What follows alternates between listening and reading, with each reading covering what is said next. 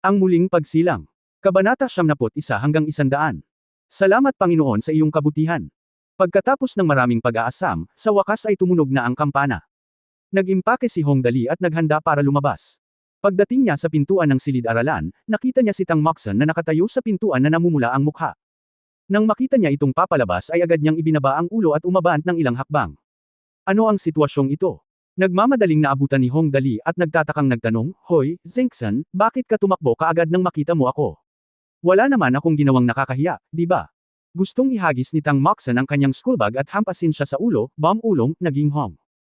Hong Big Bird, lumayo ka sa akin. Huwag kang lumapit, naririnig mo ba ako? Hong Big Bird. Mukhang inosente si Hong Dali, maaari mo akong tawaging Hong Dali, Hong Sledgehammer, pero itong Hong ano ang nangyayari sa Big Bird? Hindi pa, ang maliit na mukha ni Tang Moxon ay sobrang pula na halos dumudugo, at maging ang kanyang leeg ay namumula. Sino ang nagsabi sa iyo na hindi ka maaaring makipagkompetensya kay Liu Mingcheng kapag ikaw ay busog? Sino ang mas matanda at sino ang mas bata? Ngayon ang buong paaralan ay nagsasabi na ikaw ay isang malaking ibon at hindi ka natamad. You have to come. Hindi ko mapigilan ang pagpunta sa toilet dahil sa kanya, di ba? Hindi mo ba narinig na hindi mo matiis na umihi? Ano ito at ano ang hindi mabata? Gusto ni Tang Moxon na bigyan ng suntok si Hong Dali. Nabulunan hanggang mamatay, huwag kang lalapit sa akin. Sige, huwag kang lalapit kung hindi ka lalapit. Ulong si Hong Dali, kailangan nating gumawa ng pelikula ng magkasama mamaya. Mamaya na natin pag-usapan yan. Galit na lumayo si Tang Moxon. Mas mabilis pa, lumayo ka sa akin. Ang hirap mo talagang i-maintain. Kinagat ni Hong Dali ang kanyang mga labi at sinabing, okay, lumayo ka lang sa iyo. Nako, ang puso ng babae ay parang karayom sa ilalim ng dagat. Ang ingay sa buong biyahe, pero sa huli ay sumakay na silang lahat sa sasakyan. Tatlong nagdadasal na anghel ang nagbukas ng daan, na sinundan ng mga may pakpak na anghel, at dumating sila sa Chenwei Building at dumiretso sa Kaiwei Film and Television Entertainment Company sa ika-9 na palapag. Hello, young master. Nang makita ang mayayabang at dominanteng lineup ni Hong Dali, tumayo ang mga empleyado ng Kaiwei Film and Television at nag-hello. Kumusta, mga kasama, salamat sa iyong pagsusumikap, mga kasama. Itinaas ni Hong Dali ang kanyang kanang kamay at ikinaway ito na parang pinuno ng Nazi, at pagkatapos ay determinado siyang huwag kalimutan ang mga sumusunod na linya, 1,000 bawat isa, tingnan natin ang gantimpala. Ang mga empleyado ng Kaiwei Film and Television ay biglang magpasalamat. Masarap tumambay kasama ang young master, kumain ng mabuti at uminom ng mainit na pagkain, at mag-tip sa bawat oras. Ito ay isang matalinong pagpili na pumunta dito sa unang lugar, araw ng Diyos, pinupuri kita. Sa oras na ito, lumapit sa kanya si Lin Wei na nakangiti at mahinang nagsabi, Young Master, babarilan mo ba ang bagay na hindi mo inaasahan ngayon? Oo, syempre. Nakangiting sinabi ni Hong Dali, sabihin sa lahat na maghanda. Ang mga pambungad na salita ay bahagyang nabago. Okay. Agad na pumunta sina Lin Wei at Zhang Kai upang ayusin ang paghahanda ng lahat. Makalipas ang 10 minuto, sa recording studio ng Kaiwei Film and Television Company. Si Ling Xiaoyi pa rin ang unang nagbigay ng pambungad na pananalita, ang programang ito ay pinangangasiwaan ni. At pagkatapos ay sinundan siya ng lalaking may mas makapal na boses, alyansa ng alibughang anak, at pagkatapos ay ang boses ni Hong Dali, gusto kong magwaldas, gusto kong alibugan. Pagkatapos ay nagpatuloy si Ling Xiaoyi, at ito ay ang parehong tao tulad ng dati, Tang's Pharmaceuticals, sa pagkakataong ito ay si Tang Moxon, ang gamot ay hindi mapipigilan. Sa puntong ito, nagsimula siyang magdagdag ng mga bagong linya. Ling Xiaoyi, power drink? Sa pagkakataong ito ay si Hong Dali ang nagsabi sa magaspang na boses, kung hindi ako umiinom ng power drink sa isang araw, hindi ako komportable sa lahat. Sa wakas ay natapos na ni Ling Xiaoyi, sponsored broadcast. Ilang tao ang nagsabi ng mga linyang ito. Pagkatapos ng broadcast, isang malaking grupo ng mga tao sa paligid niya ang nahulog sa lupa na tumatawa. Hindi man lang may taas ni Zhang Kai ang kanyang ulo. Tinakpan ni Lin Wei ang kanyang bibig at tumawa. Kahit na alam na ito ni Tang Moxon noon, halos nakahandusay pa rin siya sa lupa nang hindi tumatawa. Si Ling Xiaoyi, bilang pinuno ng mga dogleg, ay hindi na napigilan at nakangiting sinabi, ang mga ideya ni Young Master ay palaging kawili-wili. Pinitik ni Hong Dali ang kanyang mga daliri, mahusay na nagtutulungan ng lahat, sa tuwing gagantimpalaan kita ng 1,000. Lahat ng tao sa paligid nila ay sumigaw, salamat, Panginoon. Matapos tumawa ng ilang sandali. Hong! Tinanong ni Dali, tapos na ba ang mga opening animation at ang opening at ending music? Paano ang epekto? Si Hong Dali ay gumugol ng mahabang panahon at unang nag-ulat, ang produksyon ay natapos na. Ang dalawang ito ay hindi mahirap. Ang aming mga avatar ay artistikong na proseso at inilagay sa simula. Ang epekto ay napakaganda. Ito ay nagpapasaya sa mga tao kapag nakita nila ito. Oo, okay. Tumango si Hong Dali at sinabing may kasiyahan, kung gayon, pumunta tayo sa labas ng bundok Tianjing. Dalhin ang lahat ng ilaw, musika, at kagamitan. By the way, Xiaoyi, nakabili ka na ba doon? Young Master, ang lugar ay binili ng guro, at ngayon ay inilipat na ito sa pangalan ng Young Master. Mabuti naman, haha. Tumawa si Hongdali, Tara na. Sa oras na ito, ang lighting engineer ay nagsabi, Young Master, ang ilaw ay malamang na hindi magiging maganda sa oras na ito. Sabi ni Hongdali, hindi lang maganda ang ilaw, dalhin mo lahat ng headlight. Kung walang araw, humanap tayo ng lugar na sisikat. Maglakad tayo. Kaya isang malaking grupo ng mga tao ang nagtipon. Muling bumaba ang malakas na pag-atake. Makalipas ang 10 minuto, sa labas ng bundok Tianjing. Tiningnan ni Hongdali ang paligid, kabilang ang mga berdeng puno at mayayabong na damo, at nagpahayag ng malaking kasiyahan. Binuksan niya ang kanyang mga braso at tumingala sa langit at sumigaw, akin lahat ang mga bundok na ito, hahaha. Gusto kong sakupin ang mga bundok at maging hari, at kailangan kong magbayad para sa daanan. Ang lahat sa paligid ay tiyak na tumugon, makapangyarihan si Young Master. Saglit na natuwa si Hongdali, pagkatapos ay biglang tumingin muli sa paligid at nagpahayag ng kawalang kasiyahan sa mga basurang nakasabit sa mga puno at nakabaon sa damuhan.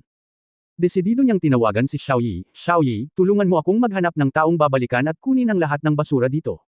Linisin silang lahat. Paano ito magagawa kung ang ganitong magandang lugar ay puno ng basura? Sa hinaharap, plano kong magtayo ng isang malaking cottage dito at magtayo ng isang sakahan ng kabayo sa paligid nito. May mga plastic bag at scrap iron box kung saan-saan. Parang masyadong nakakaistorbo sa mood ko. Mangyaring tulungan akong kalkulahin kung magkano ang halaga nito. Simpleng kalkulasyon ang ginawa ni Ling Xiaoyi at mabilis na sumagot, Young Master, kung dito lang, mga 100,000. Pero kung sapat na ang bundok. Kung lilinisin silang lahat, magiging sobra-sobra na. Maraming plastic bag na lumilipad ng napakataas, at maaaring kailanganin ang mga helicopter para tumulong sa paglilinis sa kanila. Tinatayang aabot ito ng halos 3 milyon. Ayan na. Direktang sinabi ni Hongdali, magbabayad ako ng 3 milyon para mapabuti ang kapaligiran dito. Kung ang ganitong magandang lugar na may kabundukan at tubig ay maapektuhan ng basura, ito ay masama. Gagamit ako ng mga helicopter upang alisin ang lahat ng basurang nakasabit sa mga puno. Ikaw ang may pananagutan sa paghahanap ng isang tao. Kung ang 3 milyon ay hindi sapat, pagkatapos ay humingi sa akin ng pera. Okay, Young Master, mabilis na sumang-ayon si Ling Xiaoyi. Sa oras na ito, hinailan ni Tang Moxen ang manggas ni Hongdali at nagtanong, Dali, gumawa tayo ng pelikula at gamitin na lang ang lugar na ito. Maaari tayong gumastos ng 100,000 para simpleng linisin ito. Hindi naman kailangang maging ganoon kalaki ang labanan, di ba? Tungkol sa alibughang pagganap ni Hongdali, walang pagpipilian si Tang Moxen kundi gawin ang kanyang makakaya at sundin ang kapalaran. Paano ito magagawa? Sinabi ni Hongdali, ito ang aking teritoryo, ako ang gumagawa ng desisyon. Kabanata 72 gusto ko, yung bridal chamber. Okay. Para sa isang profesional na alibughang maaaring bumili ng artifact na hikaw mula sa isang alibughang bahay, si Tang Moxen ay ganap na sumuko sa paggamot. Sa totoo lang, kahit napakataas ng IQ niya, hindi pa rin niya moari ang tunay na balak ni Hongdali na linisin ang mga basura rito. Ngunit natitiyak niya ang isang bagay hindi alam ni Dali kung mayroon siyang magandang ideya para sirain ang kanyang kapalaran. Okay, lahat ay naghahanda na upang magpalit ng damit, simulan na natin ang paggawa ng pelikula. Nangunguna ang lahat ng pera, ang mga salita ni Hongdali ang epekto ay katulad ng sa isang imperial na utos. Matapos suyuan ng munting ninuno na ito na gantimpalaan siya, walang gustong mabuhay ng pera. Makalipas ang 10 minuto. Ang isang medyo mataba na lalaki na nagpalit ng costume ay nakahiga sa lupa na nakakross ang kanyang mga paa, ang kanyang mga mata ay tumitingin sa paglubog ng araw na may malalim na pagmamahal, at mahina niyang sinabi, wala akong pinagsisisihan sa aking buhay. Naiisip ko ang aking pagtakbo sa ilalim ng paglubog ng araw noong araw na iyon. Pagkatapos sa oras na ito, ang pangalawang lalaking nakadogleg na lalaki na nakasuot ng sinaunang kasuotan ay tumakbo ng napakabagal, na iwan lamang ang isang malungkot na figure.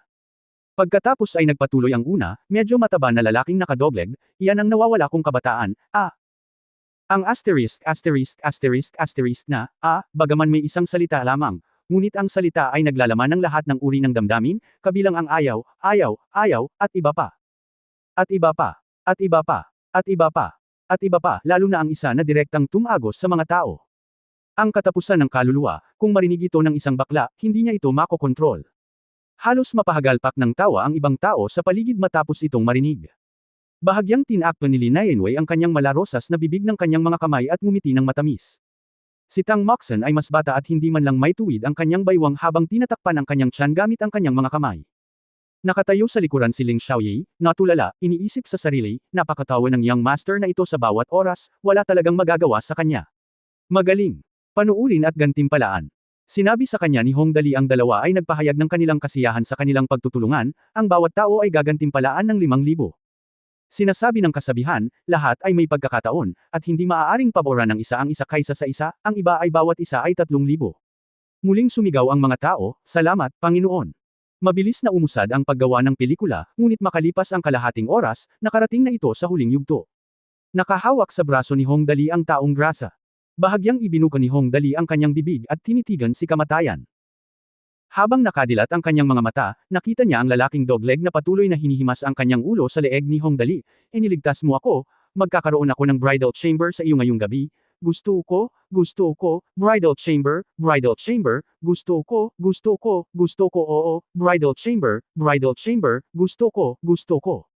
Lahat ng tao sa paligid nila ay bumagsak muli sa sahig habang tumatawa. Sa oras na ito, kahit nawala ang mga salita ni Hong Dali, nakikita na ng lahat ang inaasam-asam ng video na ito. Pagkaraan ng ilang sandali ay tumawa, lumapit si Zhang Kai at nakangiting sinabi, Young Master, ang kasalukuyang proseso ng paggawa ng pelikula ay natapos na, ang natitira ay post-production. Dapat ba tayong bumalik muna? Pagkatapos ng pagpunta dito para mag-shoot saglit, pakiramdam ng lahat ay medyo hindi natapos, ngunit pagkatapos ng lahat, hindi ito ang oras para sa paglalakbay at bakasyon, at mayroon pa ring napakahalagang post-processing na gawain na dapat gawin. Halimbawa, ang simpleng bangin kung saan nahulog ang malaking diablo sa kamatayan ngayon lang. Si Hong Dali ay hindi nagmamadali. Kung tutusin, wala siyang pakialam ng i-broadcast ito isang araw na mas maaga at isang araw mamaya. Direkta niyang iwinagayway ang kanyang kamay, Tara na, halika na sa gabi. Ziyang, huwag kang magmadali ngayong gabi, magpahinga muna tayo. Malakas na tumugon ang lahat. Hinawakan muli ni Hong Dali ang kanyang baba, well, hindi natin mapaboran ang isa kaysa sa isa. Sister Kai, mangyaring tumawag sa finish line at hilingin na pumunta din sila. Magpahinga pa tayo ng kaunti ngayong gabi. Libre ito para sa lahat. Tara na. Isang malaking grupo ng mga tao ang dumiretso upang patayin si Chubros. Eto na, ilang araw na talagang hindi bumisita si Hong Dali sa lugar na ito. Bilang isang resulta, pagkatapos ng paggawa ng pelikula sa hindi inaasahan, ngayon, nang pumunta ako dito upang makita ito, hindi lamang ang iba ang natigilan, ngunit maging si Hong Dali mismo ay natigilan. Sa oras na ito, ang pintuan sa harap ng Chubros ay puno ng mga tao. Hindi sa banggiti na mayroon lamang 2 o 3 mga kotse tulad ng dati, ngunit ngayon ay imposible na makahanap ng kahit isang parking space, at maraming mga kotse ang nakapark na 12-12 metro ang layo. Ang buong kalye ay puno ng mga sasakyan, at maraming magagandang sasakyan sa lahat ng uri. Kasama ang iba't ibang maliliit na stall sa mga nakapaligid na tabing kalsada, ang dating kalye nakakaunti ang mga tao dito ngayon ang mataong antas ay halos maihahambing sa sentro ng lungsod. Anong nangyayari? Natigilan si Hong Dali, naaalala ko na hindi libre dito ngayon, di ba? Bakit maraming sasakyan? Sa puntong ito, nagningning ang mga mata ni Hong Dali, ano ang mayroon doon ngayong gabi? Hindi ba ito isang masayang aktibidad? Si Tang Moxon, na nakakaalam na binili ni Hong Dali ang lugar na ito, ay natigilan din, Dali, ito ba ay ang parehong Chubros? Dapat, tumingin si Hong Dali sa paligid. Muli siyang tumangala at tumingin sa malaking 3 karakter na, Chubros, sa itaas. Tama, pumasok tayo at tingnan natin kung ano ang nangyayari sa loob. Ang lahat ay pumasok sa tarangkahan ng Chubros sa makapangyarihang paraan. Nang makita sila ng security guard ay wala siyang sinabi. Sinabi na magulat sa itaas sa lalong madaling panahon. Si Hong Dali at ang iba pa ay nagmaneho hanggang sa loob. Pagdating nila sa nightclub hall, siksikan na. Laminggalinga si Hong Dali sa paligid at walang sabi-sabing, damn it, libre ba ulit dito ngayon? Naalala kong hindi ako nag-ayos. Bakit? Ang daming tao. No wonder nalilito siya. Dapat mayroong hindi bababa sa 1,780 katao sa Chubros Hall sa oras na ito. Not to mention na kasing sikip ng boss, pero at least halos pareho lang siguradong wala nang matitira pang upuan. Young Master. Habang siya ay nagtataka, ang manager ng lobby ay sumugod at binati si Hong Dali nang makita siya, narito na si Young Master, mangyaring pumasok ka kaagad. Alam kong hindi masabi ng Young Master kung kailan siya darating, kaya espesyal akong nag-ayos ng maximum na walang sinuman ang pinapayagang pumasok sa pribadong silid, at ginamit ko ito ngayon. Haha, tama na, winagayway ni Hong Dali ang kanyang kamay at sinabing, 5,000 pabuya. Ang manager ng lobby ay nagpahayag ng kanyang pasasalamat at magalang na sinabi kay Li Nianwei. Miss Wei, bilasan mo at yayain mo siya. Masyadong mataas ang kasikatan mo ngayon. Kapag nakita ka ng mga taong iyon sa bulwagan. Si Yu daw ay isang mabuti ngunit hindi masamang espiritu. Bago umalis ang ilang tao, may nakakita na kay Li Nianwei. Sumigaw na halos mabasag ang salamin, Halos matakot si Hong Dali sa boses niya kaya napaupo siya sa lupa. Lahat ay tumakbo palayo at tiyak na tumakbo palabas. Kung hindi, kung sila ay lumakad ng medyo mabagal, kapag sila ay napapaligiran ng mga panatikong tagahanga, sila ay trituhin lamang na parang mga unggoy sa zoo. Pinapanood din.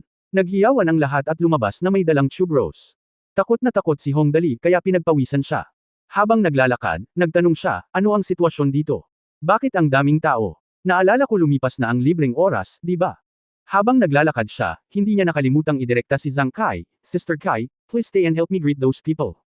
Umalis muna tayo. Huwag kang mag-alala, young master.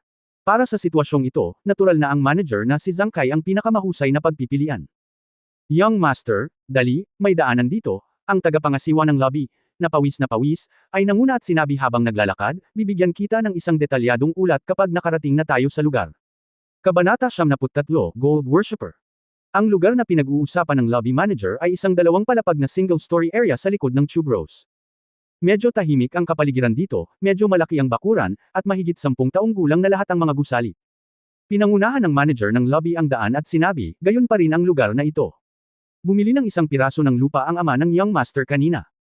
Lumapit sa akin ang namamahala sa lugar na ito at sinabi sa akin na kung pumunta si G. Dali sa Tube Rose at nakatagpo ng anumang problema, maaari niyang pansamantalang ilipat ito dito, at ibinigay din niya sa akin ang susi. Halika, ang mga tauhan ni Hong Wigyo na responsable sa real estate ay nakabili na ng kalahati ng single building area dito, ngunit ang ilan sa kanila ay hindi pa nailalabas. Bago niya binalak na bilhin ang lugar na ito, si Hong Wigyo ay nagbigay na ng mga tagubilin upang makuha ang real estate. Hanggat ang sertipiko ay inisyo, ang mga tao ay maaaring magpatuloy na manirahan doon at maaari silang lumipat pagkatapos na makumplito ang pagpapaunlad ng lupa. Kaya naman, kapag ang lugar na ito ay hindi gaanong binili. Pagdating sa harap ng isang malaking bakal na pinto, kinuha ng manager ng lobby ang susi at binuksan ang pinto. Ang grupo ay pumasok sa isang palapag na bahay na sumasaklaw sa isang lugar na halos 200 metro kwadrado. Pagdating nila sa sala, nakahinga ng maluwag ang manager ng lobby, it's good this time. Wow, ngayon lang ako tinakat mo. Kung magaling ka sa young master na ito, hindi ito sapat para iligtas ang buhay ko. Ito ay, halos alam ng lahat na mahina ang katawan ni Hong Dali. Yung mga baliw na fans ngayon lang. Kung makakabangga mo siya, matatapos na ang lahat. Naupo siya ng walang kabuluhan sa gitna ng sofa, at nakangiting nagtanong si Hong Dali, okay lang, hindi naman malaking problema. Sabihin mo sa akin kung ano ang nangyayari sa Tube Rose. Bakit napakaraming tao sa paligid?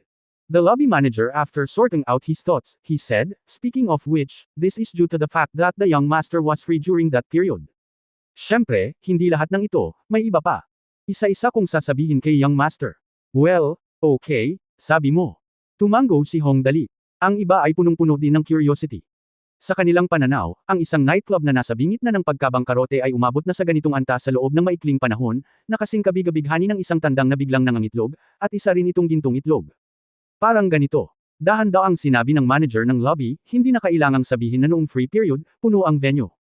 Gayunpaman, pagkatapos ng free period, hindi agad nabawasan ang bilang ng tao. Labis akong nagulat noong una. Pagkatapos ng maingat na pagtatanong, napagtanto ko kung bakit palaging tumataas ang negosyo. Libreng linggo, sa katunayan, hindi ito nagpapasigla ng labis na pagkonsumo. Ang tunay na dahilan ng kasikatan ay madalas na pumupunta rito ang mga estudyante ng young master. Dinadala sa pamamagitan ng paglalaro. Sandali. Nang sabihin ito ng manager ng lobby, nagulat si Tang Moxon, ibig mong sabihin, ang kasikatan dito ay hindi dahil sikat si Sister Nianwei dito, kundi dahil sa mga taong masipag. Classmate, sabi ni Tang Moxon, at tumango ang lahat. Sa kanilang palagay, ang pangunahing dahilan kung bakit sikat ang lugar na ito ay dahil dito sumikat si Li Nianwei. Ito ang masasabing lugar ng kapanganakan ni Li Nianwei. Hindi mahirap unawain kung bakit napakasikat ng kasikatan. Pero talagang sinabi ng lobby manager na hindi dahil dito, na talagang nakakalito. Noong una, akala ko ay si Miss Nianwei ang may kasalanan, pinunasan ng manager ng lobby ang malamig na pawis, ngunit pagkatapos ay nagtanong ako ng mabuti at nalaman kong hindi ito dahil dito. Nagkamali talaga ako. Sa tingin ng lahat, si Miss Li Nianwei ay maaari na ngayong ituring bilang ang nangungunang bituin sa bansa, at ang kanyang kasikatan ay tumataas. Masasabing halos walang pagkakataon na bumisita sa Tube Rose. Kung gusto mong makita si Miss Nianwei, kung gayon ay malinaw na hindi magandang ideya na maghintay dito. Pumili ka. Pagkasabi niya nito ay tumango ang lahat. Ang dahilan sa likod ng kanyang mga salita ay napakasimple at malinaw. Si Li Nianwei ay sikat, isang celebrity, at mapapaligiran ng mga tagahanga saan man siya magpunta. How dare siyang pumunta sa ganitong lugar? Paano kung may mangyari? Pagkatapos ng lahat, mayroong isang halo-halong bag ng mga isda at mga dragon dito, at walang sinuman ang makagarantiya sa kanyang kaligtasan. Nagpatuloy ang manager ng lobby, kaya pagkatapos kong magtanong sa dalawang tao, napagtanto ko na mali talaga ako. Ngunit ang kasikatan dito ay totoong-totoo, at hindi ito dahil kay Miss Nianwei, kaya ano ang dahilan? Nang maglaon, pagkatapos ng isang buong linggong pagsisiyasat, sa wakas ay nalaman ko ang bagay na ito. Sa puntong ito, mapait na ngumiti ang manager ng lobby, nang naunawaan ko ang totoong dahilan, naramdaman kong matanda na talaga ako. Oh, bakit ang bilis mong sabihin? Sinabi ni Tang Moxon kung ano ang iniisip ng lahat, bakit ka Shovi? Nang inag ang manager ng lobby, tumingin sa paligid, at gumawa ng mapagpasyang pagpili. Pagsuko, ang dahilan kung bakit umuunlad ang negosyo ay dahil sa mga kaklase ng Young Master tulad ng alam ng lahat, ang mga kaklase ng Young Master, sa mga sikat na termino ngayon, ay lahat mayaman. Well, not bad. Ngumiti si Hong Dali, yung mga mayayamang tao ay mayaman lahat. Nagpatuloy ang manager ng lobby, napakaraming mayayaman ang may nangungunang membership card dito, at lahat ay libre. Karaniwan silang mahilig magmaneho ng mga mamahaling sasakyan. Tumakbo, ang aking pamilya ay may malakas na background, at karamihan sa kanila ay mga bata lamang sa mga araw na ito, kaya sa simula, may ilang matatalinong tao na pumupunta dito upang maghintay at makita kung maaari nilang makuha ang mga mayayaman na ito at makipag-ugnay sa kanilang background ng pamilya, maaari nilang subukan na pasayahin sila sa kalahati ng mga bagay, hilingin sa kanila ang isang bagay na may 2 beses na nais na makakuha ng isang bagay. Kaya noong una, madalas na nagpupunta rito ang mga may matagumpay na karera, at ang mga kaklase ng Young Master ay handang pumunta ng higit pa kung nakatanggap sila ng mga regalo, at nagsimulang umunlad ang negosyo. Ngunit, sa puntong ito, nagsimulang muling pukawin ng manager ng lobby ang kanyang gana, hindi ito ang pinakamahalagang bagay. Huminto siya, at pagkatapos ay naramdaman ng mga mata ng lahat sa paligid niya na parang gusto nilang pumatay, at mabilis na nagpatuloy, ang pinakamahalagang bagay ay ang dahilan ay dahil sa mga babae. Dahil sa babae. Napabulala si Tang Moxon, bakit ito nauugnay sa mga babae? Sinong babae ang napakaakit? Ito ay hindi isa, ito ay isang grupo ng mga tao. Tunay na napakaraming babaeng sumasamba sa ginto sa mga araw na ito, at aminin ko na ang mga batang babae na ito ay medyo maganda. Tumango ang lahat. Nagpatuloy ang manager ng lobby, una sa lahat, ang mga taong may matagumpay na karera ay madalas na pumupunta rito upang talakayin ang pakikipagtulungan sa Yalay Siyang, na umaakit ng malaking bilang ng mga babaeng sumasamba sa pera. Gusto ng mga babaeng ito ang pera at walang kabuluhan at malakas, kaya halos makisali sila sa mga taong iyon sa karera. Kailangang aminin na palaging may mga kagandahan sa mundong ito nang hindi nababahala tungkol sa pagiging hindi sikat. Pumunta ka rin dito, lalo na marami sa kanila. Lahat ng uri ng mayamang pangalawang henerasyon. Nang dumating ang ikalawang henerasyon ng mayayamang tao, mas marami ang mga gold digger, at nag-snowball, at nauwi sa ganito. Lalo na, walang magawa ang manager ng lobby, tama lang ang pwesto namin sa itaas. May kainan, paliguan at mga sweet. Napatulala ang lahat, maging si Lee Nianwei ay bamuka ang kanyang bibig na may di paniniwala sa kanyang mukha. Walang sino man ang maaaring mag-isip na ang tube rose, na malapit ng malugi at binili sa isang bargain price na 8 milyon, ay sasailalim sa kumpletong turnaround sa loob lamang ng ilang araw dahil sa mga kadahilanang ito. Matapos ipaliwanag ang lahat ng dahilan, muling pinunasan ng manager ng lobby ang malamig na pawis, at sa wakas ay nagsimulang iulat ang turnover, ngayon ang kabuuang pang-araw-araw na netong kita ng tube rose ay mga 45,000 yuan, Young Master. Chapter 74, kahit sabihin mo sa akin, hindi mo maintindihan. 45,000 yuan. Nang marinig ang numerong ito, ang lahat ay ganap na natigilan. Sumigaw pa nga ng malakas si Tang Moxon, 45,000 yuan sa isang araw, 3 yuan sa isang buwan. Ang 10 araw ay 1.35 milyon. Ang isang taon at 12 buwan ay 16.2 milyon. Diyos ko, kaya kong ibalik ang pera ko sa kalahating taon, at doble ang tubo ko sa isang taon. Ang nightclub ay nakakuha ng 8 milyong yuan sa mababang presyo, at pagkatapos ay wala pang isang buwan, umabot ito sa mataas na presyo na 44,500 yuan sa netong kita. Ang ganitong bagay ay parang panaginip. Sa kasamaang palad, ito ay hindi isang panaginip, ngunit isang bagay na nangyayari sa harap ko mismo. Mukhang marami talaga. Si Hong Dali, nakatatapos lang magpindot ng calculator sa kanyang mobile phone, ay tumingin kay Tang Moxon na may nakakatakot na hitsura sa kanyang mukha. Zengsan, napakabilis mong nakalkula ang mga account, alam ba ito ni Uncle Tang? Siyempre gusto ko. Binigyan ni Tang Moxon si Hong Dali ng isang sampal sa likod, ikaw lang ang hindi makakagawa ng ganoong simpleng bagay. Ako ay isang math idiot. Nagkibit balikat si Hong Dali, ang pinakamahirap na bagay ay ang matematika, mula pa noong bata ako. Hindi ko maintindihan. Dali, lumingon si Tang Moxon sa pagkakataong ito, kinurot ang mga pisngi ni Hong Dali gamit ang dalawang kamay, niyugyug ang mga ito mula sa magkabilang gilid, at misan-sinang sinabi, naisip mo ba ito mula pa sa simula? Ito ba ang dahilan kung bakit ka bumili ng tube rose? Pakisabi sa akin kaagad, okay? Ang gwapong mukha ni Hong Dali ay biglang nagbago sa iba't ibang anyo na puno ng saya ng kurutin ito ni Tang Moxon, at nag-alinlangan siya. Masakit, masakit. Ang dami kong iniisip noon. Gusto ko na lang mawala sa buhay ko. May pera ako at walang mapaglanan. Binili ko lang kung gusto ko. Siya nga pala, noong binili ni Hong Dali ang Tube Rose, talagang gusto lang niyang gumastos ng pera may system task noong araw na iyon, at nagkakahalaga ito ng 100,000 yuan sa loob ng 4 na oras. Kung ang gawain ay hindi na kumpleto, ang mga puntos ng katangian ay ibabawas. Sa mga kaunos-lunos na katangian ni Hong Dali noong panahong iyon, saan ibabawas ang 5 attribute point na iyon? Napakahirap basahin, paano pa siya magkakaroon ng oras para kalkulahin kung tubo o lugi ang transaksyong ito. Ngunit ngayon nakita ito ng lahat, ito ay ganap na naiiba. Nagkaroon ng kaso ni Li Nianwei noon, at ngayon ay mayroong klasikong kaso ng Tube Rose. Lahat ay tumingin kay Hong Dali na may mga mata na puno ng paghanga. Magagawa ito ng alibughang nasa ganoong mataas na antas. 5,000 taon na ang nakalilipas, mahigit 5 bilyon na ang tao sa mundong ito, at malamang na siya lang ang katulad niya. Ito ay ganap na walang uliran at walang uliran. Alam mo kung paano ako lokohin sa isang araw lang. Nagpout si Tang Moxon sa galit, kung gayon, bakit palagi kang nakakakita ng isang bagay sa bandang huli sa tuwing gumagastos ka ng pera? Sa tuwing gumagastos ka ng maliit na pera upang kumita ng malaking pera, 2 milyon para kay Sister Nianwei ang nagdaos ng isang konsyerto, at lumalabas na si Sister Nianwei ay nagkakahalaga na ngayon ng higit sa 20 milyon.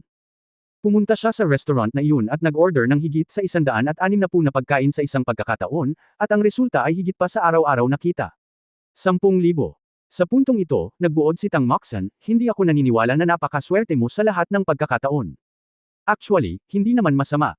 May isang artifact, dark gold earrings, na sadyang binili niya sa pamamagitan ng prodigality, ngunit hindi malinaw kung tungkol saan ang bagay na ito, at madali itong humantong sa gulo. Kung tutuusin, hindi naman lahat ay tagaloob dito, kaya itinago ng batang babae ang kanyang mga salita. Ngunit sa kabila nito, pagkatapos marinig ang mga salita ni Tang Moxon, ang mga tao sa paligid niya ay tumanggo at sumang-ayon. Nakakamangha talaga na ang isang alibughang matalo sa ganoong klaseng paraan. Matagal ko nang sinabi na ang aliberga ay isang teknikal na trabaho, hinimas ni Hong Dali ang kanyang mukha, hindi mo naiintindihan kahit na sabihin ko sa iyo. Sabihin mo yan sa bawat oras, galit na hindi siya pinansin ni Tang Moxon, kung gayon, ano ang gagawin mo? Hindi mo ba ako gustong turuan? Pagkasabi nito, desidido siyang itinanggi, ayokong maging alibughang babae. Si Hong Dali ay mukhang nag-aalala at hindi alam kung ano ang sasabihin, ngunit ang nakatatandang kapatid na babae na si Li Nianwei ay maalalahanin. Ngumiti at niyakap si Tang Moxon sa kanyang mga bisig, at sinabing, Moxon, lahat ng tao ay may kanya-kanyang kapalaran. Ang young master ay nakatadhana na maging isang maswerteng bituin.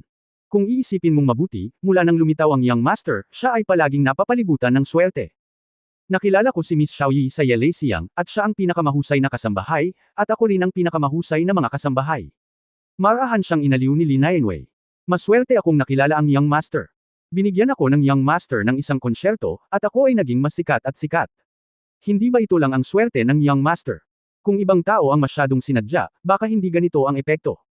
Kung tutusin, si Li Nianwei ang makapagbibigay aliw sa mga tao. Kinurot ni Tang Moxon ang kanyang cute na maliit na ilong at ngumuso na sinabi, bueno, kung gayon.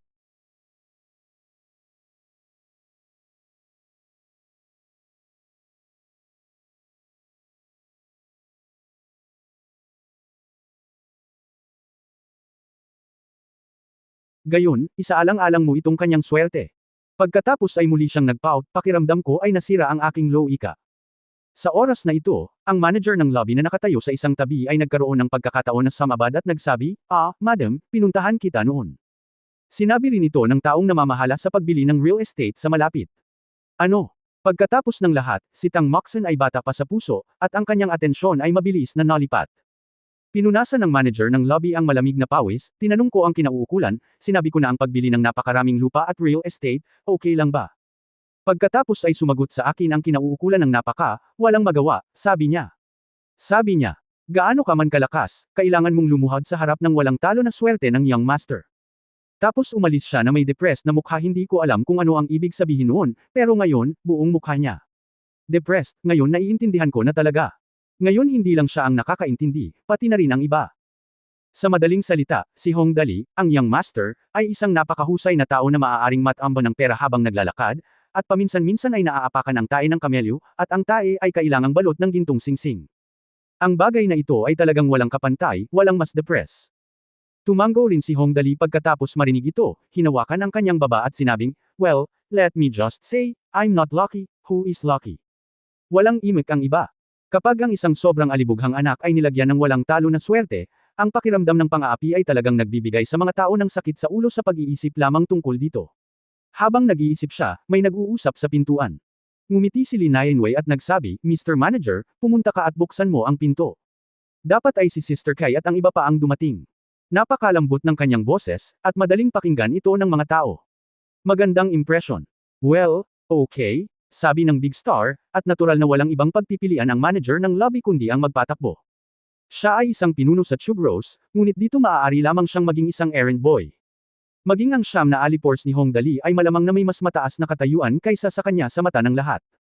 Hindi nagtagal, pumasok si Zhang Kai kasama ang isang malaking grupo ng mga tao mula sa finish line, at ang buong sala sa unang palapag ay biglang tila nagsisiksikan.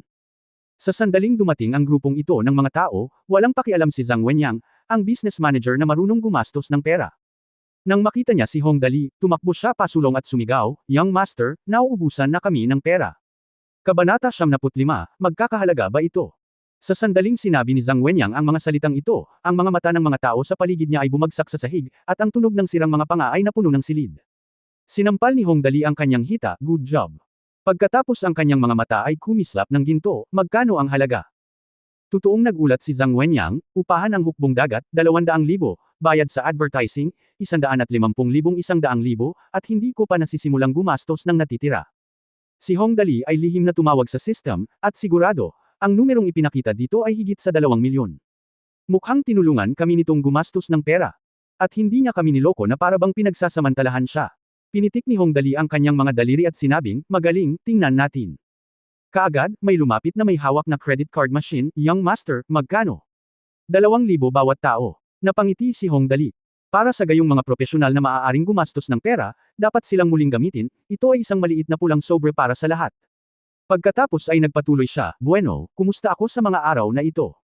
Hindi gaanong pinansin ni Tian, gusto lang niya akong gantimpalaan. Sa pagkakataong ito, turn na ng general manager ng terminal, si Mr. Yang, na lumapit at magulat. Pagkatapos ng lahat, ang pagganap ng istasyon ay bumuti ng husto. Nagliliwanag din ang mukha ni Mr. Yumoko muna siya kay Hong Dali, at pagkatapos ay nagsimulang magsalita sa isang opisyal na tono, una sa lahat, salamat sa iyong suporta, Young Master, salamat sa lahat ng empleyado para sa kanilang pagsusumikap, at salamat din kay Zhang Wenyang ang masasamang mata ng manager ay salamat sa pananaw ni Chief Editor Tang sa mga talento. Sinipa siya ni Hong Dali at itinuro si Zhang Wenyang, sabihin mo sa akin, gusto kong makinig ng simple. Kung hindi, isa kang third-rate na tao. Ang isang taong nagtapos sa universidad ay hindi gagamit ng ganoong opisyal na usapan. Si Zhang Wenyang ay sumagot ng desidido at simple, ang kasalukuyang pang-araw-araw na trapiko ng IP ng terminal ay lumampas sa 300,000 marka, at ang bilang ng mga may akda ay mabilis na tumataas sa mga nakaraang araw. Si Hong Dali nodding na may kasiyahan, kumandat siya at nagsabi, well, hindi ito masama, ngunit wala akong pakialam dito, alam mo. Magaling akong gumastos ng pera. Ikanaway ni Zhang Wenyang ang kanyang kamay, maaaring magpalit si Young Master ng mga pelikula at serye sa TV batay sa mga nobela o kaya ay maglaro. Ang personal kong mungkahi ay iangkop ito batay sa mga nobela na gustong basahin ng Young Master, dahil pumirma sila ng kontrata sa pagbili at madaling harapin ang copyright. Hong! Iniunat ni Dali ang kanyang leeg at sinabing, magkakahalaga ba ito? Mariin siyang tumanggo, sunog. Tama. Hinamplas ni Hong Dali ang kanyang hita, iyon na. May bamantong hininga mula sa paligid niya. Totoo na ang panitikan ay nagbago ng mga pelikula at serye sa TV, ngunit ang lahat ng iyon ay nagbago mula sa popular na literatura. Ang mga gawa tulad ng mga online na nobela, na ina-update araw-araw, ay nagbago ng mga pelikula at serye sa TV. Walang nakakaalam kung ano ang magiging epekto nito. Dali, malakas na niyugyug ni Tang Moxon ang braso ni Hong Dali sa tagiliran, hindi ba natin ito magagawa? Ito ay isang pelikula o palabas sa TV. Kahit na tumulong si Sister Nainwei, ang mga mapagkukunan ng tao, material at pinansyal na kasangkot sa bagay na iyon ay napakalaki. Kung hindi ito gagana, kailangan nating gawin ito. Sulit ito. At walang nakakaintindi sa adaptation ng laro. Hindi nakakatuwa, mas lalo pang lugi. Kakaibang tumingin si Hong Dali kay Tang Moxon, ayaw mong gumawa ng pelikula. Ayoko. Tatanggi na sana ang batang babae, ngunit sa wakas ay hindi na ito napigilan at tumanggo ng mariin, gusto kong makamit. Then she started to shake Hong Dali's arm again, ngunit kahit na gusto mong gumawa ng pelikula, hindi ka maaaring gumastos ng napakaraming pera. Ang pelikula ay nagkakahalaga ng hindi bababa sa 5 milyon, tama. At saka, mahirap makahanap ng mga bituin, at ako, paano ako magkakaroon ng maraming oras? Sa oras na ito, ang lahat sa paligid ay naghihintay sa Hongdali na gumawa ng desisyon, ngunit hindi ginawa ni Hongdali. Hinawakan niya ang kanyang baba, well, medyo interesting na pag-usapan, pero wala talaga kaming ganoong oras ngayon, so we have to go to school. Iyon lang, gumawa muna tayo ng maliit na production, Zinkson come and make a cameo after school to enjoy yourself first, let's make it 5 million, and let's make a movie first to experience it. Ang gawain ng paggastos ng 15 milyon sa isang buwan ay hindi pa tapos, ito ay hindi pabaya, at ito ay nagastos na. Ito ay malapit sa 7 milyon, at mayroon pa ring kakulangan ng 8 milyon. Mahigit kalahating buwan na lang ang natitira, kaya kailangan na nating magmadali. Gusto pa ring tumanggi ni Tang Moxon, ngunit alam din niya na hindi maibabalik ni Hongdali ang kanyang napagpasyahan, kaya maaari lamang siyang sumuko sa pagkabigo. Tumingin muli si Hongdali kay Zhang Wenyang, mayroon pa bang nangyayari doon? Magkano ang pera ang kailangan natin para sa pag-unlad? Pinag-isipan ito ni Zhang Wenyang ng mahabang panahon, at sa wakas ay kinuha ang calculator mula sa kanyang bulsa at pinindot ito. Sa wakas, dumating kami sa resulta, may natitira pang 1 milyon sa 3 milyon na ibinigay ng Young Master. Kailangan kong magdagdag ng isa pang 2 milyon para sa advertising, at iyon na. Sapat na ba ang 2 milyon? Tanong ni Hongdali sa kalsada. Ito ay sapat na para sa panandaliang panahon, sagot ni Zhang Wenyang, sa kasalukuyan, maraming mga kumpanya ng advertising ang pumupunta sa amin upang mag-advertise, at ang mga bayarin sa advertising na inaalok ay medyo maganda, na karaniwang maaaring suportahan ang mga ito sa loob ng 2 buwan. Ay push lahat ng ad. Nagalit si Hongdali nang banggitin niya ang mga patalastas, sinabi ko kung bakit napakabagal magbukas ng pahina kapag nagbabasa sa paaralan. Ito ay dahil sa mga patalastas. Tanggalin ang lahat ng mga patalastas at walang iwanan. Si Mr. Yang, na nakatayo sa isang tabi, ay may malamig na pawi sa kanyang mukha, balisa. Sinabi, Young Master, ang aming terminal ay kasalukuyang nagsasaalang-alang sa karamihan ng kita sa pag-advertise. Tutal, 30% lang ng 37% ng may akda ang ginagawa namin. Pagkatapos isama ang buong bayad sa pagdalo, halos hindi na kami makabaligtad. Kung ang lahat ng advertising ay bawiin, kailangan naming uminom mula sa hilagang kanluran. Nang sabihin niya ito, tumanggo rin ang ibang mga empleyado sa paligid niya kung tutusin, ang mga tao ay laging kumakain, at hindi maaari ng walang sahod. Bawiin silang lahat. Sumang-ayon si Hongdali, maglalaan muna ako ng 3 milyon sa iyo. Hindi ako mag-iiwan ng anumang mga patalastas sa loob ng 3 araw. 3 milyon. Tinampol ni Tang Moxon ang kanyang noo, dali, napakatanga mo. Ang oras na ito ay talagang sayang. Dati, maswerte ka at hindi nawalan ng pera, at tila kaya mong kumita sa huli. Ngunit kung puputulan mo ang pangunahing pinagmumulan ng kita sa nobelang site na ito, talagang wala ka talagang mawawalan ng kita. Paano ito magagawa? Kalokohan, paano nila magagawa ang mga alibughang gawain na itinalaga ng ating sistema? Malinaw na sinabi ni Hongdali, okay lang, basta hindi mo palampasin ang pera, gawin mo lang. Ay pangako na tatapusin ang gawain. Sinama ni Zhang Wenyang si Hongdali at sumaludo, mas maganda pa rin si Young Master kaysa sa akin. Marunong kang gumastos ng pera. Nang marinig ito, kinilig ang lahat ng naruroon hindi lang marunong gumastos, marunong ka ding gumastos ng pera. Hindi naman sa hindi natin naiintindihan na napakabilis ng pagbabago ng mundo. Bumulong si Tang Moxon sa gilid, tingnan ko kung ganoon kabuti ang swerte mo sa pagkakataong ito. Gaano ka man kalakas, kailangan mong lumuhod sa iyong kapalaran. Hindi ako naniniwala. Humph, hindi kita papansinin. Muzin, tahimik na niyakap ni Li Nianwei si Tang Moxon at bumulong, kung nagustuhan ito ng Young Master, hayaan siyang gawin ito. Suportahan lang natin siya. Huwag masyadong mag-isip. Okay, ginaya din ni Tang Moxon ang payo ni Hongdali. Kinagat niya ang kanyang cute na maliit na ilong at sinabing, Sister Nianwei, masyado kang spoiled sa kanya.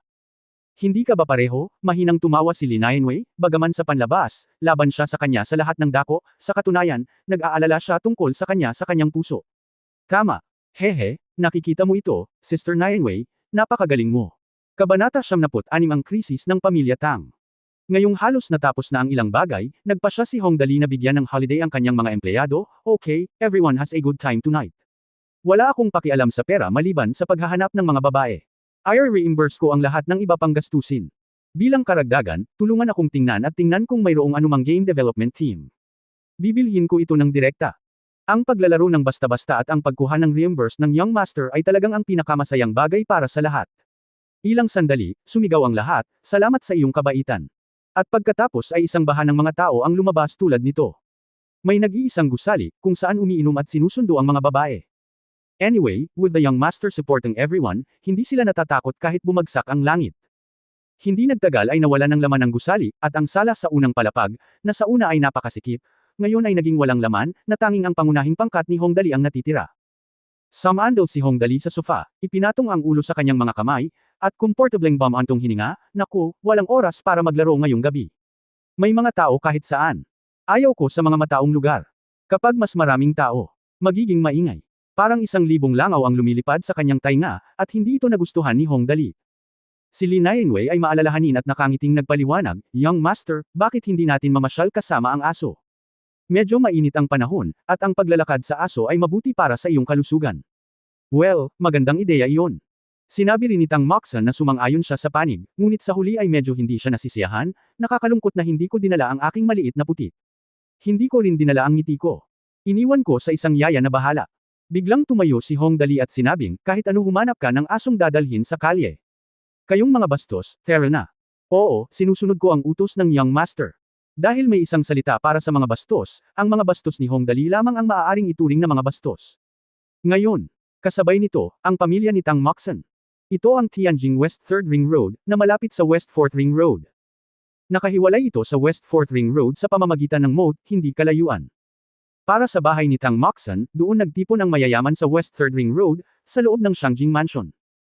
Sa normal na kalagayan, si Tang Ruzi, na may matalinong anak na babae at magandang asawa, ay dapat magkaroon ng isang masayang pamilya, ngunit sa oras na ito, ang pamilya ay nasa kalagayan ng kadiliman at kalungkutan.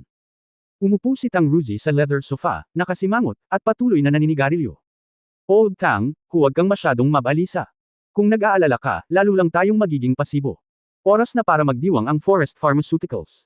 Ang ina ni Tang Moxon, si Yuan Jia, ay umupo sa tabi ni Tang Ruzi at marahang diniin ang ulo ni Tang Ruzi. Mga kamay, na nagbibigay sa kanya ng higit na kaginhawaan, "Okay lang, wala pa tayong nakikitang malalaking bagyo. Malalagpasan natin ito." Si Yuan Jia ay nasa early 40s pa lamang ngayong taon, na kung saan ang isang babae ay pinakakaakit-akit. Sa partikular, maganda siya at maamo ang personalidad, ngunit hindi siya tulad ng ibang babae, na ang mukha ay inversely proportional sa kanilang IQ. Ang pangunahing dahilan kung bakit napakaganda ni Tang Moxon ay dahil ang mga gene ni Yuan Jia ay sapat na mahusay. Huminga ng malalim si Tang Ruzi, inilabas ang upos ng sigarilyo, ngumiti, at walang magawang sinabi, "Naku, sinusundan kanila ng mahigpit. Ngayon ay hindi na talaga kami mapakali." Sa pagitan ng aming dalawang kumpanya, kung sino ang unang nakatapos ng proyektong ito sa pananaliksik ay siyang mananalo. Tagumpay. Para sa mga nabigo, halos lahat ng pondo sa pananaliksik ay malamang na masayang. Kung tutuusin, kung matagumpay ang pananaliksik at gaganapin ang press conference, tiyak na bagay ito, at mahirap na bumalik sa ibang pagkakataon. Sa puntong ito, dahan-dahan siyang umiling, ngayon ay namuhunan na ako ng maraming pera na hiniram sa pamilyang Hong. If I fail this time, mahihiya talaga akong harapin si Hong Wigyu at ang asawa niya. Sayang. Oo, wala na talaga tayong magagawa tungkol dito. Napabuntong hininga si Yuan Jia, "Naiintindihan ko ang lahat ng ito. Ngunit, Old Tang, paano lumabas ang plano natin sa pagsasaliksik noong una? Hindi lang nalik ang plano, kundi pati na rin ang mga research documents ay pirated. Sa commercial spy na ito, natatakot ako na kapag lumabas ang resulta natin, mananakaw sila bago matapos ang aktwal na eksperimento." "Komersyal na especially iya, haha," sabi ni Tang Ruzi na may mapait na ngiti, "nagtatago ang taong ito. Masyadong malalim, at wala akong ideya kung sino ang nag-leak ng sekreto at nagnakaw ng mga dokumento. Kung hindi, kung maganda ang confidentiality plan, bakit ako pupunta sa pamilyang Hong para manghiram ng pera para mapabilis ang proseso ng pananaliksik? Hindi naman nila ako sinisisi at hindi ko nagawang sisihin. Nako, okay lang kung gusto ni Zinksen si Hong Dali ang susi ay hindi ko siya gusto. Alam kong nababalisa ka, pero huwag kang ganyan. Mas magiging mahirap kung magkasakit ka." Napabuntong hininga si Yuan Jia, "Ngayon ay maaari na lamang nating subukang maging mas maingat at hindi na muling magkamali. Sa ganitong paraan, masisiguro natin ang ating pagiging walang talo." Bagamat ang batang ito na si Dali ay mahilig gumastos ng random at medyo mapag-aksaya, hindi naman masama ang kanyang ugali, kung hindi ay hindi makakapaglaro si Zinksen sa kanya ng ganito sa lahat ng oras. Huwag mag-alala, gawin mo lang ito ng paisa-isa at tingnan kung matutulungan mo talaga ang dalawang kontrabida na ito. Ito ay hindi palaging isang masamang bagay. Pagkatapos ng lahat, hindi ka mabibili ng pera ng ganitong uri ng karakter. Ang ikinababahala ko lang ngayon ay sobrang hina ng katawan ni Dali. Natatakot ako na siya, Sai. Oo. Ang inaalala ko ay magiging balo si Zinksen sa hinaharap. Kung hindi, hindi ako magiging tutol dito. Pero sa ngayon, yun lang. Huminga ng mabagal si Tang Ruzi at sinabing, "Nga pala, tungkol ito sa mga usapin ng pamilya. Huwag mong sabihin kay Zinksen, ayokong mag-alala siya." "Well, alam ko, huwag kang mag-alala." Si Hong Dali ay natural na walang alam tungkol sa pamilyang Tang. Sa oras na ito, mayroon siyang 2 Satsumas at 2 si Tang Moxon. "Chow chow, Ang driver ay may malambot na lugar para sa Labradors, Jew the doglegs ang bawat isa ay may hawak na 2 Tibetan Mastiff, habang sina Lee Nianwei at Zhang Kai ay nakasuot ng salaming pang-araw at scarf na may hawak na 2 Huskies. Ang nasabing koponan ay tumatahol sa lahat ng paraan, at ang buong kapitbahayan ng Tube Road sa West 4th Ring Road ay sumisigaw at tumatahol. Ang mga naglalakad sa kalsada ay lumayo ng higit sa 10 metro, baka ang mga asong ito ay sumugod at kumagat ng mga tao sa pananabik. Siyempre, 100% ang return rate. Nakakatamad. Bagamat napakarami ng mga taong tumalikod, ipinahayag ni Hong Dali na siya ay nainis at hinihingal habang naglalakad, wala nang kawili-wili. Maaari bang tumulong sa akin na mag-isip ng ibang bagay na pag-aaksaya ng aking pera? Hindi. Talagang hindi. Umiling si Tang Moxon, masarap ilakad ang aso dito. Tingnan mo kung gaano kasaya ang 2 munting chow na ito. Natapos ko nang basahin ang nobela, at walang magandang programa sa TV, sabi ni Hong Dali na malapit na siyang mag-collapse. Sa oras na ito, naglakad siya patungo sa tuktok ng burol ng Feng Yuan Lake na binili niya noon. Tumingin si Hong Dali sa burol, nandoon pa rin ang mga copycats. Hindi ko pa ito nasisimulang itayo, at hindi ko maisip na pumunta sa Mountain King. Nang maramdaman ang depresyon ni Hong Dali, nalungkot din si Tang Moxon. Oo, kung iisipin mong mabuti, wala talagang magawa sa palabas sa TV. Wala, nakakatamad. Tama, bulong ni Hong Dali, mas mainam na magpelikula ng ilang kawili-wiling serye sa TV, o gumawa ng talent show. Teka, pag-isipan ko ito. Hindi ko pa ito nagawa noon, ngunit sulit na pag-aralan. Habang pinag-iisipan niya ay lalo siyang naging masigla, at ang liwanag ng kanyang mga mata ay halos hindi na niya maimulat ang kanyang mga mata. Dali, ano pang baluktot na ideya ang naisip mo? Binabalaan kita, huwag mo nang uulitin. Sa katalo ka, may hangganan ang swerte ng isang tao. May hangganan ang swerte, ngunit walang limitasyon ng lakas. Mariing pinalakpakan ni Hong Dali ang kanyang mga kamay at tumawa, paano natin ito makakalimutan muli? Mag-show tayo. Hahaha, magsimula tayo ng talent show. Sumigaw si Tang Moxon, hindi kami sapat ni Sister Nianwei, bakit gusto naming magpakitang gilas? Nakangiting sabi ni Lee Nianwei. Natatakot ako na hindi beauty pageant ang talent show na sinasabi ni Young Master. Mukhang hindi naman ganoong klaseng pervert ang Young Master. Hoy, naiintindihan ako ni Sister Nianwei. Sa wakas, may gagawin, ipinahayag ni Hong Dali ang kanyang kaligayahan, itong talent show na sinasabi ko ang programa ay katumbas talaga ng isang singer competition. Ito ay kinabibilangan ng ilang mga awit na kumakanta sa entablado, at pagkatapos ay hihilingin sa mga manunood na mag-score, at isang elimination system ang pinagtibay. Ang may pinakamababang marka ay aalisin. Kabanata 77 Paghahanda, ako ay isang mga awit. Ako ay isang mga awit. Ang pangalan na ito ay medyo kahanga-hanga, at hiniram ito ni Hong Dali mula sa programang I Am a Singer sa Mango TV sa Earth. Masasabing gumawa ako ng isang himala sa ratings nang magdebo ako bilang isang singer.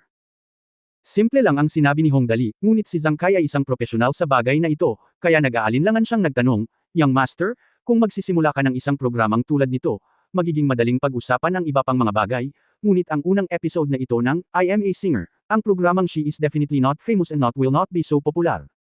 Paano magiging sikat ang show? Kung masyadong mababa ang ratings, malamang na mawawalan ng kalahati ang TV station. Ito ay hindi dahil ipinagmamalaki niya si Lee Nianwei. Sa kasalukuyang kasikatan at lakas ni Lee Nianwei, hindi mahirap manalo sa bawat laro. Malaki pa rin ang proporsyon ng kasikatan ng ganitong uri ng talent show. Paano ko hihilingin kay Sister Nianwei na gawin ang ganoong kahirap na trabaho? Natawa si Hong Dali at sinabing, maggastos tayo para maghanap ng mga bituin. Hanapin mo na lang yung mga pangalawa at pangatlong baitang mga awit sa mundo ng musika, o yung mga bituin na kakadebo pa lang at kailangang patunayan ang kanilang sarili. Marami pa ring mga second at third tier na mga awit na may kakayahan, ngunit kulang sila ng mga pagkakataon. Ang mga nagsisimula pa lamang ay gustong patunayan ang kanilang sarili at handang sumama sa kanila. Bueno, sa tingin ko ito ay maaaring gumana. Sa pagkakataong ito ay si Tang Moxon na ang gumawa ng mapagpasyang desisyon, iyon na. Nagulat na sinabi ni Hong Dali, bakit ka sumang-ayon ng masaya sa pagkakataong ito? Nakangiting sumagot si Tang Moxon, mag-imbita ng ilang second at third tier na mga awit at ang mga kakasali pa lang. Hindi masyadong magastos para sa isang young star na magdebo. Alam mo kung paano ako pipigilan sa paggastos ng pera sa isang araw para hindi ako mawalan ng kapalaran, ungol ni Hong Dali, may ugali ka sa isang kasambahay sa murang edad. Desididong hindi pinansin ni Tang Moxon si Hong. Sa mga salita ni Dali, ang lahat ay nagsimulang lumingon, tara at pag-aralan natin itong mabuti.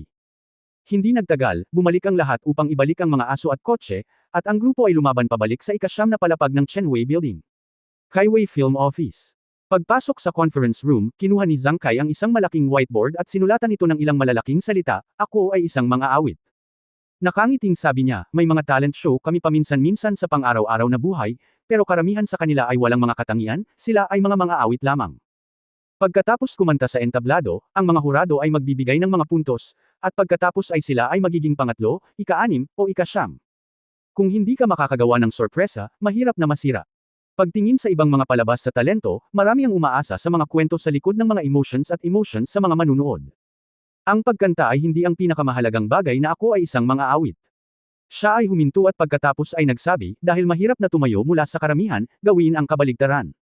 Ngunit sa ngayon, hindi kami naglalaro ng mga sensasyonalismo o mga kwento sa likod ng mga eksena. Sinasabi lang namin na manalo kami sa pagkanta at tumutugtog lamang ng musika.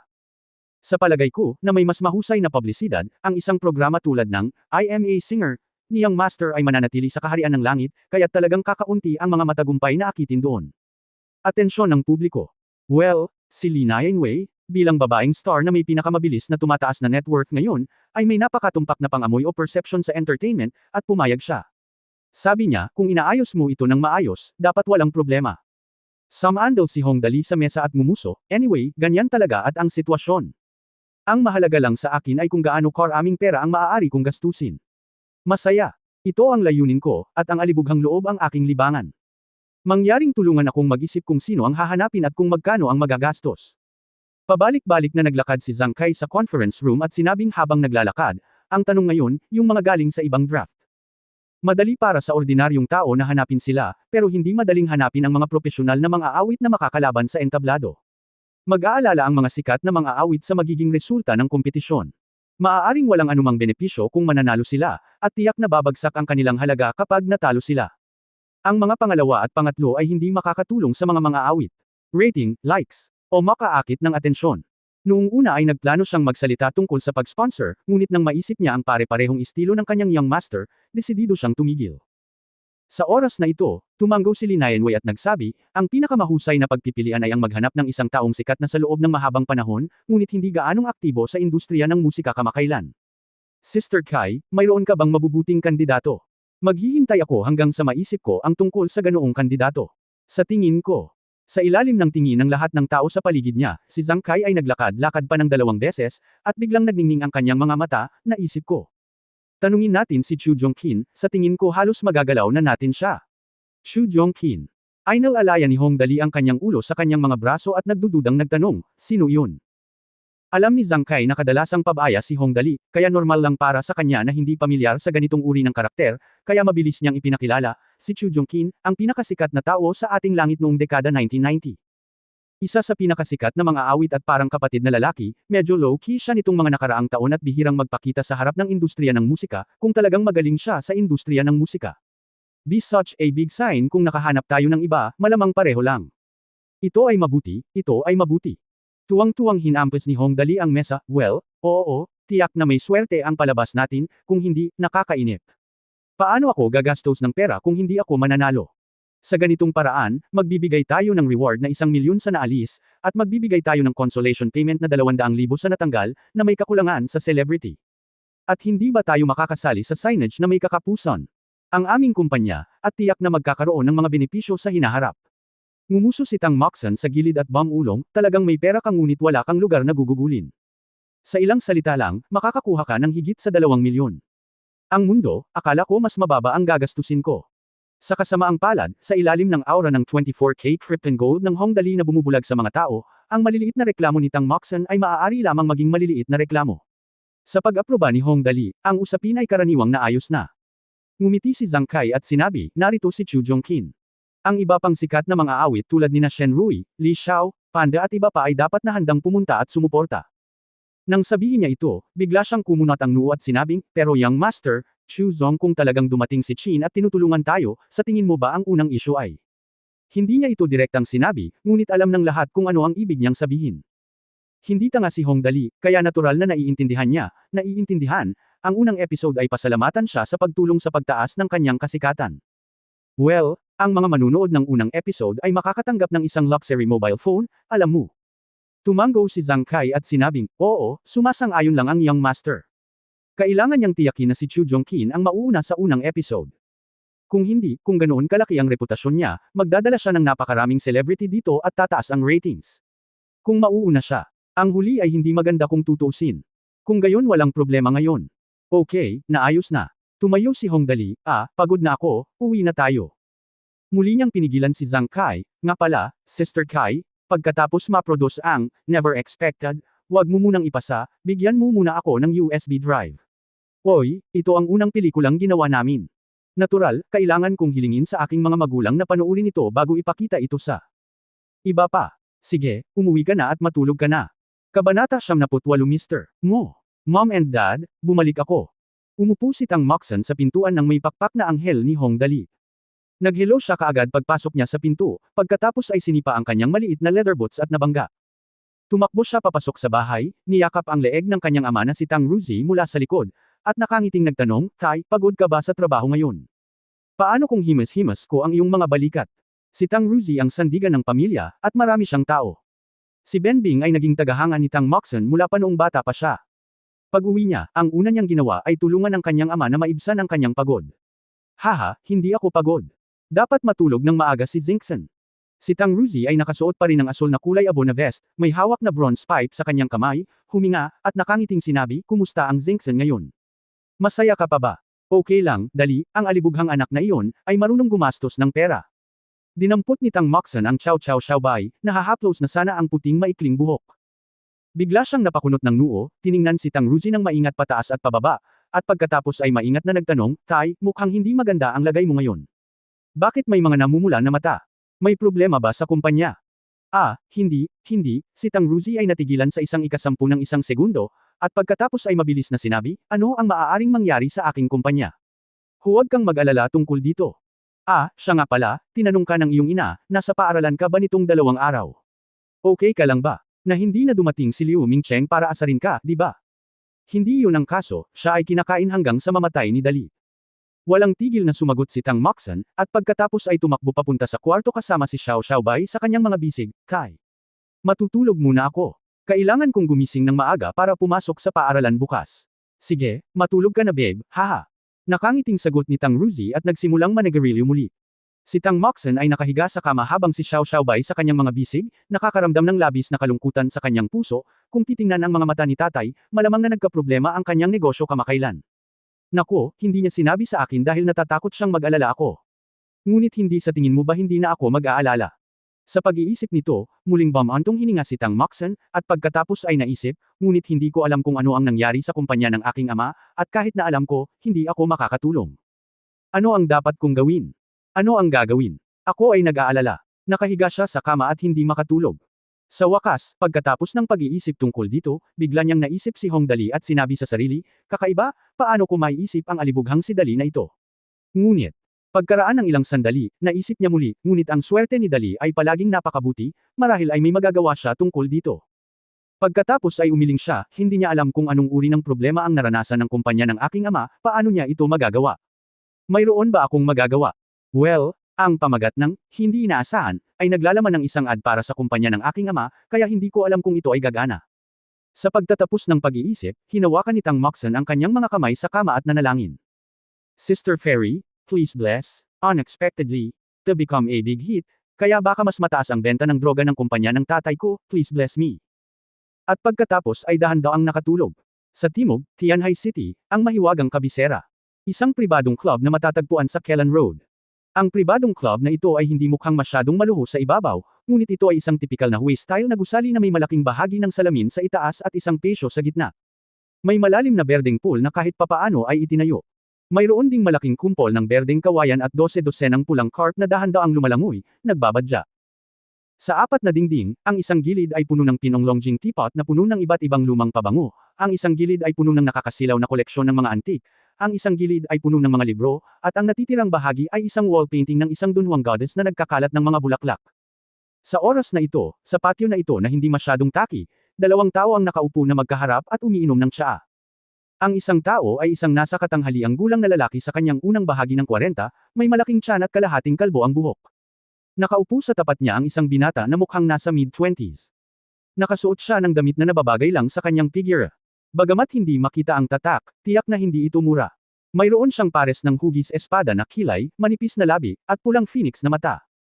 Ang partikular na kahanga-hanga ay ang kanyang noo, na may pulang birthmark sa gitna, tulad ng ikatlong mata ni Erlang God sa mga alamat at alamat. Bagamat umiinom silang dalawa ng tsaa sa ibabaw, hindi pantay ang kanilang katayuan. Ang nasa katanghaliang gulang na lalaki na malaki ang tiyan ay natatakpan ng malamig na pawis at naupo roon ng hindi nangangahas na kumilos. Masyadong casual ang tindig ng binata, at paminsan-minsan ay kumukuha siya ng mani at ibinabato sa kanyang bibig. Mr. Zhao, noong inanyayahan mo akong magkita dito, hiniling mo sa akin na makita kang nanginginig dito, tama ba? Saglit na umupo ang dalawa, at ang binata ay pumulot ng isa pang mani at inihagi sa kanyang bibig, ngumunguya. Pagkatapos, humigop siya ng tsaa at sinabing, kung mayroon kang sasabihin, pakisabi sa akin kaagad. Limitado ang pasensya ko. Oo, okay. Ang pot-bellied Mr. Zhao ay naglabas ng puting panyo mula sa kanyang bulsa at pinunasan ng malamig na pawis sa kanyang noo at sinabing, Mr. Mo, pumunta ako dito sa pagkakataong ito para sabihin sa iyo ang tungkol kay Li Nianwei. Oh! Nagulat si Mr. Mo at biglang tumawa, ang pinag-uusapan mo ay ang isa na kumikilos na parang rocket nitong mga nakaraang araw. Ang babaeng mga awit na iyon na umaangat sa industriya ng entertainment. Si Li Nianwei, nakilala bilang Diyosa. Oo. Kinagat ni Mr. Zhao ang kanyang mga ngipin, siya ay nasa aming kumpanya noon, ngunit siya ay nakita ni Hong Dali, ang young master ng Hong family sa Beijing. Hindi ako gustong gawin ito, kaya gusto kong hilingin kay Mr. Mo na kumilos. Kahit na hindi siya makuha ng aming kumpanya, walang ibang kumpanya ang makakakuha sa kanya. Ba, napangiti si Mr. Mo ng mapang-asar. Siya ay gumawa ng tunog, humigop, at nagsabi, gusto mo bang gamitin ako bilang isang Mama Meryl? Hindi ako natatakot sa pamilya Hong, ngunit sa palagay mo ba ay gagawin ko ang ganitong uri ng paggawa ng isang malaking kalaban mula sa manipis na hangin? Gusto ko ang mga babae, ngunit hindi pa ako napaka-desperado mo. Nang sabihin niya ito, ngumiti siya ng mapang-asar, nakakaawa ang sinabi mo, hindi ba't gusto lang idiin ng mantika mong tiyan kay Li Nianwei, ngunit hindi ka nagtagumpay, at sa wakas ay nawala siya. Sa tingin mo tanga ako. Kung hindi ka naging makasarili sa talento ni Miss Nianwei, naging parang baboy na siya, at ngayon napagtanto mo. Bobo ka, 2 beses na sinampal ni Ji Zhao ang sarili at sinabing, hindi ko kayang lunukan ang hiningang ito. Sa tuwing nakikita ko siyang napakaganda, dumudugo ang puso ko. Siya ay nagkakahalaga ng 10-10 milyon, at siya ay tumakas. Huwag mong sisihin ang iba kung ikaw ay tanga, mabangis na sabi ni Mr. Mo, kung hindi lang dahil sa pagpapakain mo sa tatay ko noon, hihilingin ko sa isang tao na sugpuin ang lahat ng taba sa iyong tiyan ngayon. Huwag matakot sa mga kaaway na parang mga Diyos, ngunit matakot sa mga kasamahan na parang baboy. Ang mga salitang ito ay ginawa para sa iyo. Mr. Mo, ay. Naghihintay pa rin si Mr. Zhao na magsabi pa, ngunit ngumisi si Mr. Mo, okay, babayaran ko ang pabor na inutang sa iyo ng tatay ko sa ngalan ng tatay ko. Umalis ka, sa abot ng iyong makakaya. Wala akong gagawin sa susunod na 2 araw at pupunta ako sa kabisera upang tingnan ito. Oo, kung ganoon. Aalis na ako. Pagkaalis ng club, sinabi ni Mr. Zhao na may malupit na ngiti. Kung ano ang hindi mo makukuha, hindi makukuha ng iba. Ngunit hinampes ni Mr. Mo sa club ang isang maliit na bangkitong kahoy sa gilid sa 2 piraso at nakangiting sinabi, Hong Dali, magagawa mo pa rin ito para sa kapakanan ng pagwawaldes ng iyong pamilya. Nakakatuwang magkaroon ng isang sikat na bituin, ngunit nakakainip pa rin, kaya hayaan mo akong makita kung gaano ka kaya. Chapter 79, isang tunay na lalaki at isang purong lalaki. Nakakanerbiyos talaga, naka-cross-legged si Hong Dali sa kama sa kanyang kwarto, nakatingin sa kanyang maliit na ari. Nako, hindi na matatawag na maliit na ari ngayon. Siguro dapat itong tawaging Big Bird hindi na magiging tamad. Kapatid mo. Sa pag-iisip nito, nagmura si Hong Dali sa sakit, at pagkatapos ay pinunasan ang kanyang mukha, ngayon ay may isa pang attribute point. Dapat ko bang idagdag ang mga attribute point na ito, idagdag ang mga ito, o idagdag ang mga ito? Well, natatakot ako na ang aking ibon ay masyadong malaki hindi masama kung ito ay medyo malaki, ngunit kung ito ay masyadong malaki, ito ay medyo masakit na maglakad-lakad na may nakaumbok na umbok. Ngunit kung hindi niya gagawin, hindi mapigilan ni Hong Dali. Pagkatapos ng lahat, gusto ng lahat ng lalaki na maging mas malaki ang kanilang mga ibon. Kaya nakaupo lang si Hong Dali sa kama ng 1 buong oras. Sa huli, hindi napigilan ni Hong Dali ang tukso at nagngangalit ang kanyang mga ngipin, kahit ano paman, hindi ako naniniwala na magagawa nitong doble ang laki ng aking maliit na ari sa pamamagitan lamang ng gayong katangian. Sa pag-iisip nito, sinabi ni Hong Dali na hilahin ang panel ng system ng masigla at tiyak na gumamit ng mga attribute point. Ang parehong gininto ang liwanag tulad ng dati ay unang lumitaw mula sa buong katawan, pagkatapos ay unti-unting namuo, at sa wakas ay tumutok sa maliit na ari ni Hong Dali. Sa pagkakataong ito ay mas mabilis ito kaysa sa huling pagkakataon. Pagkatapos ng lahat, ang mga puntos ay kalahating off, kaya sa loob ng maikling panahon, ang gininto ang liwanag ay ganap na nawala. At sa wakas ay nagkaroon ng lakas ng loob si Hong Dali na palihim na imulat ang kanyang mga mata at tingnan ang kanyang maliit na ari. Sa kabutihang palad, ang huling 20 puntos ng katangian ay hindi nagpalaki ng aking ari. Sa kasalukuyan, ito ay bahagyang mas malaki sa pamamagitan ng isang maliit na bilog, ngunit ang iba pang mga pagbabago ay hindi nakikita. Anong nangyayari? Nagpahayag ng pagkamausi sa si Hong Dali, hindi gaanong mas malaki. Kaya saan napunta ang 20 puntos ng katangian? Pagkatapos mag-isip ng ilang sandali, sa wakas ay naisip ni Hong Dali, naisip ko na. Sige, baka para sa tibay. Ito ay mabuti, ang mga tunay na lalaki ay dapat na matibay. Napakalakas ng sistemang ito. Matapos mag-isip ng may pagmamalaki sa loob ng ilang sandali, muling inalis ni Hong Dali ang panel ng system sa kanyang isipan, at nakita itong nabasa, Health Index, 100, Sexual Ability, 100. Kasalukuyang gawain, pangatlong beses na mawala ng pera, mga kinakailangan sa gawain, mawala ng 15 million yuan, alas 6, 54 na nawala sa loob ng isang buwan, 5 million yuan, 12 araw at 17 oras na reward sa pagkumpleto ng misyon, ang mga katangian ay igagawad. Well, okay lang, kalahating tapos na, hindi masama. 18 araw pa ang natitira. Kung maingat kang magkalkula, kakailanganin mo pa ring ipagpatuloy ang pag-advertise sa dulo ng linya. Ang bahagi ng Wind Flash ay pinapataas ang paggawa ng pelikula. Ang I Am a Singer ay nagsisimula ng maghanda, at ang Changjingshan Peripheral Side ay malapit nang magsimulang maghanap. Naglilinis ng basura ang mga tao. Ang pagkalkula nito, ang gawain ay dapat makumplito sa loob ng higit sa 17 araw. Kung tutuusin, hindi mahalaga kung tapos na ang gawain, walang parusa kahit hindi pa tapos. Ang talagang pinapahalagahan ni Hong Dali ay kung ano ang magiging hitsura ng system pagkatapos itong ma-upgrade kapag puno na ang kanyang mga attribute point, ngunit sa palagay niya ay tiyak na magkakaroon ng maraming masasayang bagay.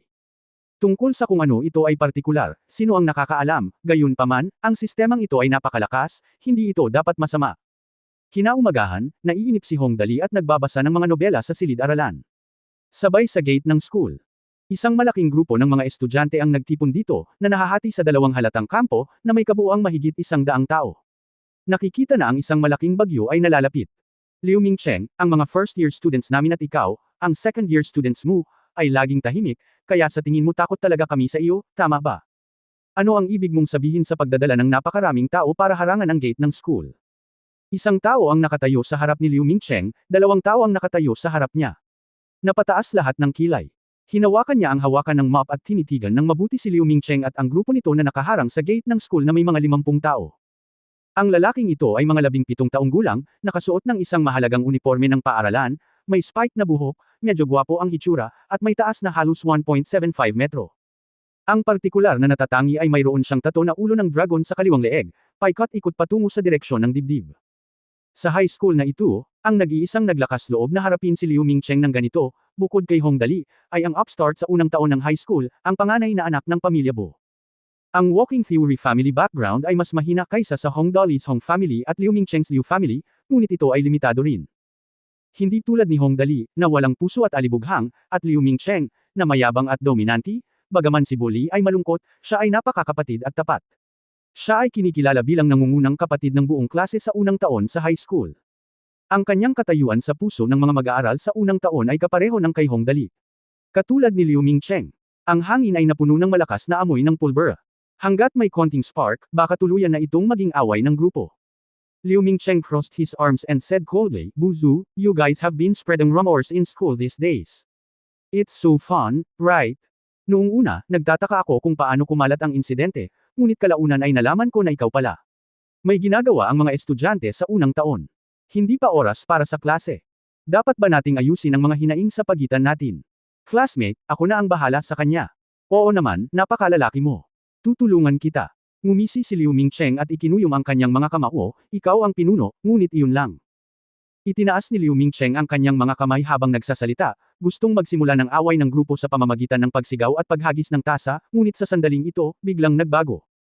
Una ay ang dagandong ng isang makina mula sa malayo hanggang malapit, at sa isang kisap mata ay nasa likod na ito ng mga estudyante. Sa high school na ito, hindi karaniwan para sa mga mag-aaral na magmaneho ng mga mamahaling kotse at supercar, ngunit talagang napakabihirang para sa isang makina na gumawa ng ganoong dumadagandong na dagandong. Ang ganitong uri ng dagandong ay hindi isang ordinaryong ingay, ngunit ang uri ng malalim na bass, na ang tunog na may lalabas lamang ng makina kapag umabot ito sa isang tiyak na lakas kabayo. Boom, boom, boom. Nanginginig ang hangin at nanginginig ang lupa. Isang napaka-streamline na itim na sports car ang huminto sa likod ng lahat, nakaharap sa gate ng paaralan. Ang sports car na iyon ay mas malaki kaysa sa isang normal na sports car. Itim ang lahat ng makintab at kumikinang sa ilalim ng sikat ng araw. Ang kotse ay mas maganda kaysa sa Lamborghini sa Earth. Sa pagkakataong ito, bahagyang nanginginig ang buong katawan ng sasakyan. Ang mga alon ng spark ay patuloy na nag-spray mula sa exhaust port. Noong una, maraming estudyante ang hindi nagbigay pansin sa kilusan dahil magsisimula na sila ng group fight. Ngunit maya-maya ay may nakatuklas na may mali. Out of curiosity, ibinaling niya ang ulo niya at isang sulyap lang. Biglang nagsimulang manginig ng husto ang kanyang buong katawan, at walang katapusang takot sa kanyang boses, oo. Ito ang Blood Concubine. Nandito na ang Blood Concubine. Kabanata 100. Kung hindi mo hahanapin ang kamatayan, hindi ka mamamatay. Dugong babae. Si Liu Mingcheng, na dating mayabang na parang isang general na matagumpay na nakabalik mula sa larangan ng digmaan, ay natigilan sa isang iglap. Pagkatapos ng maikling sandali ng pagkataranta, si Liu Mingcheng ay sumigaw ng desperadong, bakit siya nandito ngayon? Lahat, tumakbo. Sa katunayan, hindi lang si Liu Mingcheng ang talagang natakot, kundi maging ang footworker sa tapat niya ay natakot at sumigaw ng tumakbo. Ngunit kung tutusin, huli na ang lahat. May tunog na metal mula sa frame ng makina, at ang mga bakal na plato sa magkabilang gilid ng sasakyan ng Blood Concubine at sa itaas ng dalawang headlight sa harap ng kotse ay lumiit, at pagkatapos ay sa ilalim ng sikat ng araw, isang kabuuang 4 na baril ng gatlang ang lumitaw. Sa oras na ito, nagsimula na ang mga estudyanteng nakaharang sa gate ng paaralan. Zzzzz.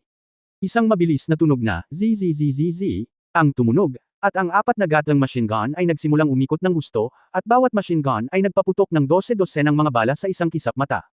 Isang puting BB bomb na kasing laki ng pinky na kuko. Oo, ito ang pinakakaraniwang bala ng BB mula sa larwang baril ng mga bata. Gayunpaman, kung ang bala ng BB na ito ay pinaputok mula sa isang larwang baril sa mga kamay ng isang bata, ito ay karaniwang walang kapangyarihan. Iba talaga kung ang 4 na baril na gatlang na nagpaputok mula sa sasakyan ng Blood Concubine ay pinaputok. Ngunit sa isang kisap mata ay natamba ang mga estudyanteng malapit sa kanyang sasakyan. Ang ilan ay nagdusa ng higit sa 100 bala at ang kanilang mga damit ay punit-punit, habang ang mga mas malala ay dumanas ng 12 ng mga bala upang mapunit ang kanilang mga damit at mga pasa sa buong katawan. Ngunit sa isang kisap mata, ang mga estudyanteng nakaharang sa gate ng paaralan ay natangay sa lupa. Sa wakas, walang nakaharang sa gate ng school. Pagkatapos ay dahan-daang inalis ng super sports car ang 4 na gatlang machine gun nito at umungal. Ang mga gulong ay gumawa ng tunog na friction sound sa lupa, at sila ay nagmaneho papunta sa campus ng paaralan na parang kidlat. Tanging ang mga estudyanteng nakahandusay sa lupa ang natira, pati na rin ang mga bala ng BB sa buong lupa. Si Liu Mingcheng ay tumakbo ng mas mabagal ngayon, kumuha ng higit sa 100 ng bala, at nahiga sa lupa na humihingal. Nakita na niya ng sarili niyang mga mata ang kapangyarihan ng mga bala ng BB na iyon. Maaari silang tumagos ng 3 mm ng carton sa layo na 20 metro. Bagamat hindi ito nakamamatay kung tumama ito sa isang tao, maaari itong magdulot ng pananakit sa loob ng ilang araw. Ito ay isang nakamamatay na sandata. Bakit ako napakamalas? Napabuntong hininga si Liu Mingcheng, bakit ngayon palang pumasok sa paaralan ang Blood Concubine? Kung hindi mo hinaranggan ang daan ng Blood Concubine sa pintuan, maaari ba niya tayong inatake? Sabi ni Bully. Siya ay hindi mas mahusay kaysa kay Liu Mingcheng, ako ay binaril habang ako ay nakahiga ngayon, sampain it. Ang bagay na ito ay hindi pa tapos, hintayin mo lang ako. Ang dalawa ay nagsimulang humiga sa lupa at magsabi ng mga masasakit na salita, ngunit kung sino hindi man lang sila ng ahas na banggitin ang pangalan ng dugong concubine. Kung marinig siya ng Blood Concubine na si Lin Chuyin, sa walang emosyon niyang pag-iisip, tiyak na papatayin siya nito at walang makakapigil sa kanya. Sa campus, ang Blood Concubine ay darating sa paaralan, lahat tumakbo. Hindi mabilang na mga estudyante ang sumugod upang sabihin sa isa't isa. Ang bilis ng paghahatid ng mensahe sa pagkakataong ito ay hindi mabilang na beses na mas mabilis kaysa sa dating palayaw ni Liu Mingcheng na, Xiao Chen, not lazy, ngunit sa loob lamang ng 1 minuto, halos walang natira sa buong campus. Si Lin Chuyin, ang Blood Concubine na may sky blue na buhok at 2 nakapusod, ay lumabas ng kotse at mabagal na naglakad patungo sa classroom ng class 2, class 14. Pagdating niya sa pintuan ng building ng pagtuturo, hinarang siya ng 4 na lalaki. Zhu Fei, narinig ko na napakabangis mo. Lahat ng tao sa paaralan ay natatakot sa iyo, ngunit hindi kami natatakot. Tumawa ang isa sa mga nangungunang lalaki na may mahabang buhok na umaagos, hindi ko alam kung bakit sila mahiyain. Lahat ng tao ay nagtago nang marinig nila ang iyong pangalan. Nako, kami ang boss ng paaralang ito kung papatayin ka namin ngayon. Sa pagsasalita, kailangan kong magpasalamat sa iyo. Pagkasabi niya nito ay nagsalita na rin ang 3 pang nakapaligid sa kanya. Tumawa siya at mayabang na itinaas ang hawakan ng mop sa kamay. Kakalipat lang ng 4 na taong ito sa ibang paaralan. Hindi sinasadyang narinig nila ang alamat tungkol sa Blood Concubine na si Lin Chuyin, at agad na gumawa ng plano na hamanin siya pagdating niya sa paaralan. Hangga't kaya niyang talunin ang Blood Concubine, siya ang magiging hindi mapag-aalinlanganang boss ng campus at ang pinakamahusay na pagpipilian upang umangat sa tuktok. Sayang naman ang Blood Concubine kung tutuusin. Ang pangalan ko ay Lin Chuyin. Walang ekspresyon ang mukha ng Blood Concubine na si Lin Chuyin. Casual niyang sinulyapan ang 4 na tao at mahinahong sinabi, sa pangalan ko, ang target ay nakumpirma at ang pag-atake ay nagsisimula. Ang kanyang boses ay napakalambot, ngunit may walang katapusang pagwawalang bahala. Nang walang anumang emosyon ng tao. Sa kanyang pagsisimula ng pag-atake, isang pares ng bakal na guwantes ang agad na lumitaw sa kanyang mga kamay, na may bilog na metal na katawan sa gitna ng mga guwantes. Pagkatapos, lumipad siya. Ang talampakan ng kanyang sapatos ay tila nilagyan ng mga rocket booster, na nagpapadala ng isang pagsabog ng hangin. Sa isang kisap lamang ng mata, ang kanyang mga palad ay nakadikit sa dibdib ng pangunahing lalaki, at ang kanyang boses ay malamig at walang awa, 30,000 volts. Zilal. Isang bugzo ng kuryente ang kumislap, at pagkatapos ay tumindig ang mahabang umaagos na buhok ng batang lalaki, na animoy porcupine na pinirito ang buhok, at pagkatapos ay bumagsak ito ng kumikibot. Sa lupa, nanginginig pa. Ang kanyang 30,000 volts, bagaman mataas ang voltahe, ang kasalukuyang dumadaloy sa katawan ng tao ay napakaliit, at ang oras ay ilang microseconds lamang. Kaya naman, ang makuryent ay hindi magdudulot ng kamatayan. Ang epekto ay halos pareho sa isang malakas na electric baton. Ang oras ng pagkilos ay napakaikli at maaari itong magdulot ng lokal na paralysis. Gayunpaman, ang biglaang pag-atake sa mga pangunahing bahagi ay magdudulot ng pagkahimatay. Halatang hindi na makabangon ang batang mahaba ang buhok sa ganitong oras. Ang buong proseso ay napakaikli, ngunit pagkatapos ng 6 na segundo, natapos ang labanan. Ang Blood Concubine na si Lin Chuyin ay kumilos na parang hindi pa niya naranasan ang nakaraang labanan. Tinapakan niya ang katawan ng ilang kaklase na bumagsak sa lupa na walang ekspresyon ang mukha at naglakad patungo sa silid-aralan. Sa silid-aralan ng Class 14, Grade 2. Inalaya ni Ling Yi ang kanyang baba gamit ang kanyang kanang kamay at nakangiting sinabi, ang mga hanggal na iyon mula sa Class 8 ay talagang naghahanap ng gulo sa Blood Concubine. Kung hindi ka magpapakamatay, hindi ka mamamatay. Tumawa si Du Zinzan sa gilid at sinabing, Master, hayaan mong kurutin ko ang aking mga daliri. Kung iisipin mo, alam kong tatama sila sa mga lansangan. Ang exoskeleton armor ng Blood Concubine ay halos natapos kalahating taon na ang nakalipas. Hehe, napakatapang mo. Sa pagkakataong ito, bihirang kumanta ng kabaligtaran silang Hao, ngunit sinabing, kung pag-uusapan, bakit dumating ngayon ang pinakamatandang kapatid na babae ng Blood Concubine? Hindi siya madaling pumapasok sa paaralan. Baka may mangyayari. Umiling si Ling Yi at sinabing, paano ko malalaman? Walang makahuhula kung ano ang iniisip ng nakatatandang kapatid na babae. Anyway, maaari kang manatiling ligtas kung hindi mo siya guguluhin. Oo nga pala, humanap tayo ng pagkakataong magtanong kung maaari nating bisitahin muli ang kanyang laboratorio. Ang piano song na, First World, na tinutugtog ng robot at ang Tesla coil ay naiisip ko pa rin ito ngayon. Oo, tumango si Du Zinzan, standard electric current. Ang tunog ay tumutugtog ng piano music, at ang robot ay tumutugtog ng drums. Kailangan mong lumuhod. Napakaganda ng tunog. Okay, stop talking, papasok na siya sa classroom. Habang nagsasalita siya ay mabilis na tumakbo ang kaklase na nanunood sa labas. Pag-uulat tungkol sa pinakahuling sitwasyon, ngayon, ang panganay na kapatid na babae ay tila nagkaroon ng isa pang magandang bagay. Para sa mga hindi nakakaintindi ng Tesla coils, maaari kang pumunta sa Bilibili at hanapin ang Robot Playing Pacific Rim na mas intuitive. Bilang karagdagan, maaari ka ring maghanap ng Tech Geek o Tech Geek at malalaman mo na ang pagsulat ni Ben Dao ay tiyak na hindi pagmamalabas. End of this chapter. Pahingi naman ng like, share at subscribe mo na rin para updated ka sa susunod na kabanata. Salamat.